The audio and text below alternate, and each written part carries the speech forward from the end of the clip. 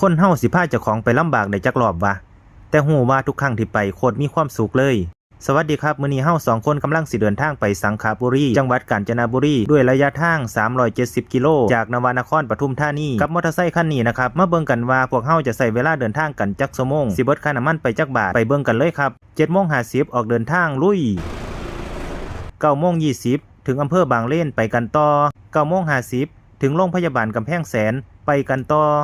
10:50 ถึงโรบินสันกาญจนบุรีใกล้จะเที่ยงแล้วนะครับก็แวะเติมพลังคนกันจักหน่อยหลังจากที่บ่ได้กินข้าวเช้าเลยกินง่ายๆแค่นี้พ่อก๋วยเตี๋ยวคนละซ้ำเพราะว่าถ้าออกเดินทางไปไสมาไสพวกเฮาจะบ่ค่อยหิวกันปานใดนะครับหลังจากเติมพลังคนเสร็จ 11:50 ก็ออกเดินทางกันต่อบ่ายโมง25เหตุการณ์ที่บ่อยากให้เกิดก็เกิดนะครับแม่นแล้วครับฝนตกแต่บ่เป็นหยังพวกเฮาเตรียมเสื้อกันฝนมาอยู่สบายหายห่วงหลังจากใส่เสื้อกันฝนเสร็จเรียบร้อยก็ออกเดินทางกันต่อลุย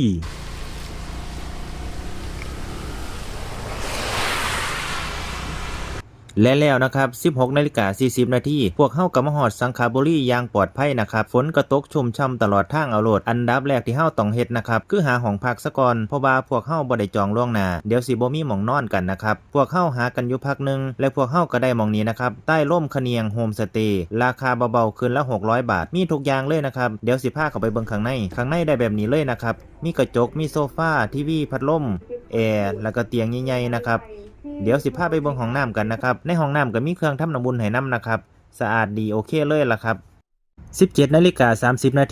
เฮาก็ได้ออกมาย่างเล่นสะพานแดงกันนะครับบัดนี้ผมสิมาสรุปค่าน้ำมันในการเดินทางมาสะพานม่อนสังขบุรีกันว่าจะเสียค่าน้ำมันไปจักบาทเนาะครับเฉพาะขามานะครับค่าน้ำมัน440 บาทและเวลาในการเดินทางตั้งแต่ 7:50ถึง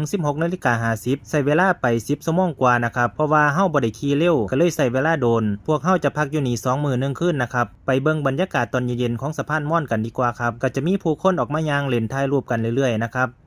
ย่างเล่นบ่โดนฝนก็ตกปล่อยๆลงมาอีกแล้วดีที่เฮาถือคันห่มมานำคันเป็นแนวนี้ก็ไปหากินข้าวดีกว่าครับและนี่คืออาหารเย็นของพวกเฮามื้อนี้นะครับกะเพราถาดใหญ่ๆไปเลยคนละถาด